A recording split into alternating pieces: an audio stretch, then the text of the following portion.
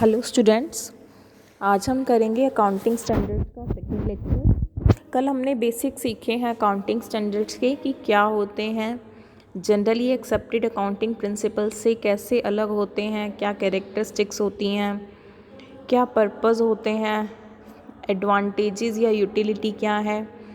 आज हमने देखना है development of accounting standards in India. Accounting standards की नीड क्यों है? हार्मनाइजेशन के लिए। डिफरेंट जो अकाउंटिंग पॉलिसीज़ हैं या प्रैक्टिसेस हैं उनको हार्मनाइज करने के लिए अकाउंटिंग स्टैंडर्ड्स की ज़रूरत है। फ़िलहाल council of ICAI, council of institute of chartered accountant of India, इसने एक बोर्ड बनाया है अकाउंटिंग स्टैंडर्ड्स बोर्ड 21 अप्रैल 1977 को। किस लिए? अकाउंटिंग स्टैंडर्ड्स के काम के लिए ही। देख ही लेते हैं स्कोप एंड फंक्शंस क्या हैं इसके। मेन फंक्शन इसका क्या है? अकाउंटिंग स्टैंडर्ड्स फॉर्मुलेट करना, to formulate accounting standards so that ये स्टैंडर्ड्स एस्टेब्लिशमेंट हो पाएँ। काउंसिल ने बनाने हैं तो काउंसिल ने ये बोर्ड बना दिया कि काउंसिल की तरफ से accounting standards board accounting standards बनाएगा। मतलब ICAI का एक डिपार्टमेंट जो अकाउंटिंग स्टैंडर्ड्स के साथ डील करता है। अकाउंटिंग स्टैंडर्ड्स बनाते हुए ASB अकाउंटिंग स्टैंडर्ड बोर्ड किस किस चीज़ का ध्यान रखेगा? Applicable laws, customs, usage and business environment, कि बिजनेसेस पर जो लॉज अप्लाई हो रहे हैं वो क्या कस्टम्स फॉलो कर रहे हैं, वो यूसेज और business environment. Second, institute of chartered accountant of India is a member of international accounting standard committee. देखिए, इंटरनेशनल अकाउंटिंग स्टैंडर्ड कमेटी के मेंबर्स हैं हर एक देश के इंस्टीट्यूट ऑफ अकाउंटेंट्स। देखिए, जैसे इंडिया के अंदर ICAI है, हर एक देश के अंदर कोई ना कोई इंस्टीट्यूट है इस तरह से, और वो सब इंटरनेशनल अकाउंटिंग स्टैंडर्ड कमेटी के पार्ट्स हैं। और ICAI ने एग्री किया है कि वो IASC के ऑब्जेक्टिव्स को सपोर्ट करेंगे, कि इंटरनेशनल लेवल पे हार्मनी लाने की कोशिश करेंगे। इसीलिए अकाउंटिंग स्टैंडर्ड्स बनाते हुए ASB IASC जो इंटरनेशनल लेवल की कमेटी है उसको भी पूरा ध्यान देगा और ट्राई करेगा उसको इंटीग्रेट करने की। जहाँ तक पॉसिबल हो सके इंडिया की कंडीशंस के अंदर IASC के अकाउंटिंग स्टैंडर्ड्स को इंटीग्रेट करने की कोशिश करेगा ASB of ICAI। Accounting standards जो हैं वो ICAI की अथॉरिटी में ही इश्यू होंगे। ऐसे कहा जाएगा accounting standards issued by ICAI, ना कि ASB। ASB को रिस्पॉन्सिबिलिटी मिली है अकाउंटिंग स्टैंडर्ड्स बनाने की ICAI की तरफ से, पर वो काम ICAI का ही माना जाएगा। और क्या काम है ACB का? To propagate the accounting standards, उनका प्रचार करना, उनको परसुएड कराना, मतलब कि उसको फॉलो कराना कि सभी कॉरपोरेट्स या बिजनेस एंटिटीज़ उन अकाउंटिंग स्टैंडर्ड्स को फॉलो करें। ASB time to time guidance notes भी निकालेगा। अकाउंटिंग स्टैंडर्ड्स के साथ कुछ क्लैरिफिकेशन की ज़रूरत है तो वो क्लैरिफिकेशंस भी ASB इशू करेगा, और अकाउंटिंग स्टैंडर्ड्स को टाइम टू टाइम रिव्यू भी करेगा, क्योंकि डिपेंडिंग ऑन बिजनेस एनवायरनमेंट हमें अकाउंटिंग स्टैंडर्ड्स को मॉडिफाई करने की ज़रूरत पड़ सकती है, वो ASB करेगा। 1 अप्रैल 2017 तक ASB के 32 अकाउंटिंग स्टैंडर्ड्स थे। स्कोप ऑफ अकाउंटिंग स्टैंडर्ड्स जो हैं कोशिश करेंगे कि अकाउंटिंग स्टैंडर्ड्स जो हों वो लॉज, कस्टम्स और बिजनेस एनवायरनमेंट के साथ हार्मनी में हो, अपोजिट ना हो। Accounting standards don't override local regulations को क्रॉस नहीं करेंगे वो। However, Institute will determine the extent of disclosure to be made in financial statement and related auditors reports। हालांकि अकाउंटिंग स्टैंडर्ड्स ये ज़रूर कर सकते हैं कि आप जो मेथड फॉलो कर रहे हो वो डिस्क्लोज़ कर दो कि हम इस तरह से कर रहे हैं। Date from which particular AS will come into effect as well as the class of enterprise to which it will apply will also be specified by the institute। एक अकाउंटिंग स्टैंडर्ड बन गया तो वो किन किन इंस्टीट्यूट्स पर apply होगा, किस डेट से होगा, ये इंस्टीट्यूट डिसाइड करेगा। इंस्टीट्यूट बेस्ट एफर्ट्स करेगा गवर्नमेंट को परसुएड करने का कि एप्रोप्रिएट अथॉरिटीज़ यूज़ करेगा, इंडस्ट्रियल और business community to adopt these standards in order to achieve uniformity. पूरी कोशिश करेगा कि ये अकाउंटिंग स्टैंडर्ड्स फॉलो हो और यूनिफॉर्मिटी आए फाइनेंशियल स्टेटमेंट्स के अंदर। अकाउंटिंग स्टैंडर्ड्स बनाते हुए कोशिश क्या रहेगी कि अकाउंटिंग स्टैंडर्ड्स ज़रूरत की चीज़ों के लिए बनाए जाएं और उसको सिंपल बनाया जाए, इतना कॉम्प्लिकेटेड ना किया जाए that they can not be applied effectively.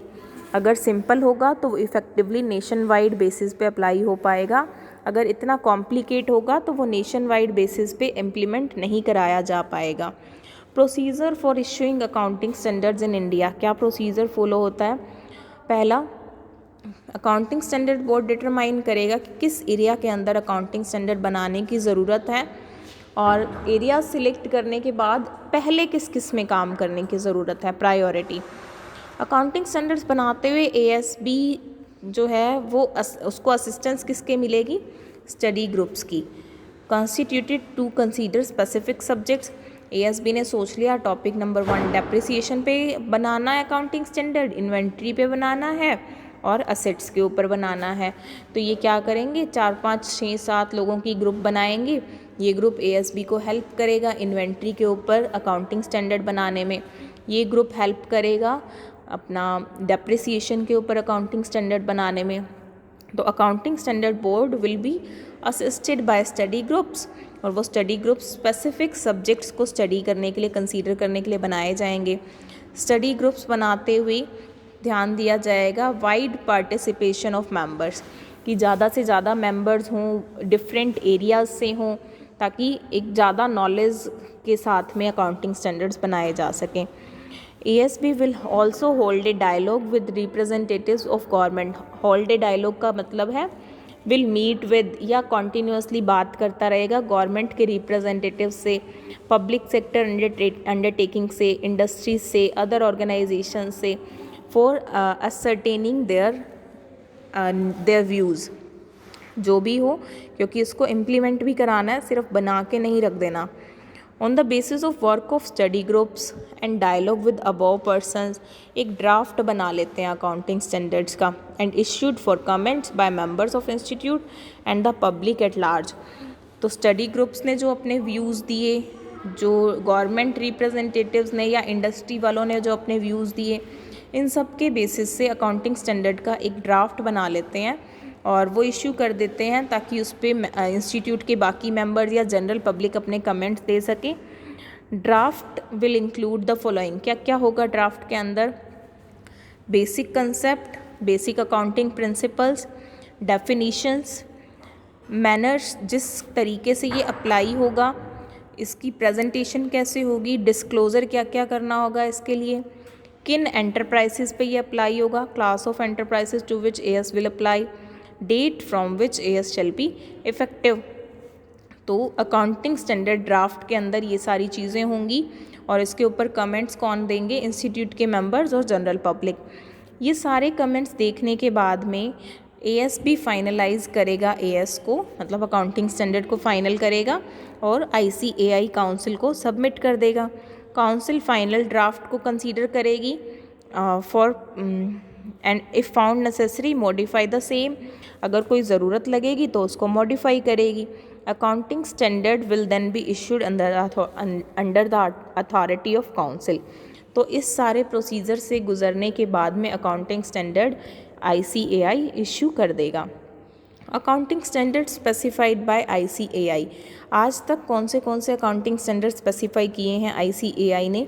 Under section 133 of companies act as amended recently requires that, section 133 requires that P&L account और बैलेंस शीट जो है वो अकाउंटिंग स्टैंडर्ड्स के अकॉर्डिंग बनेगी।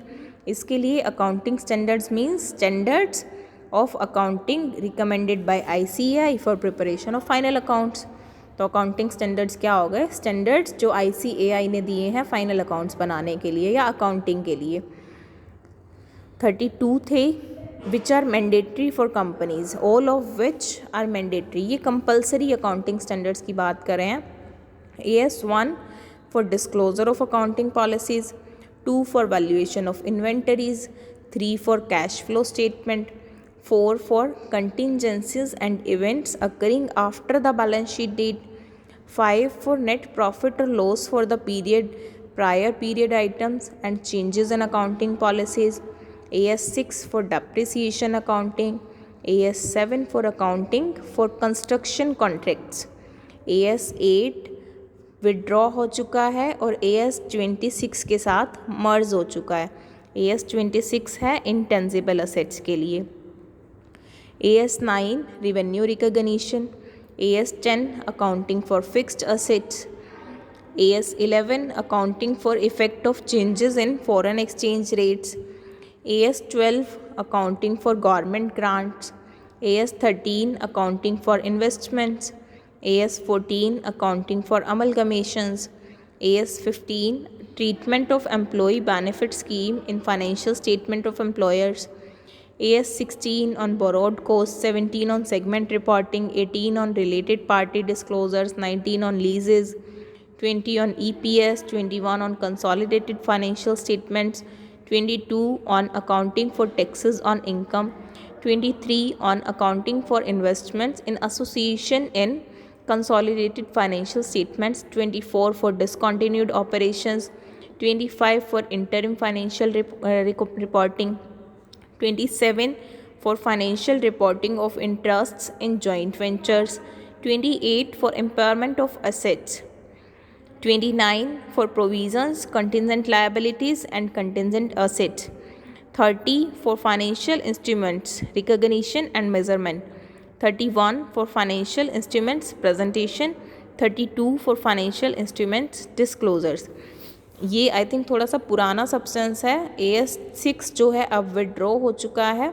This is now included in AS10। अब नया AS10 जो है that is on property plant and something and expenditures, property plant and equipments है AS10, और इसी के अंदर हम डेप्रिसिएशन की भी बात होती है। बाकी हम नेक्स्ट लेक्चर में इसको कवर करेंगे। This is all about the procedure of issue of accounting standards. Kindly read, and in case of any queries, please let me know. Thank you very much.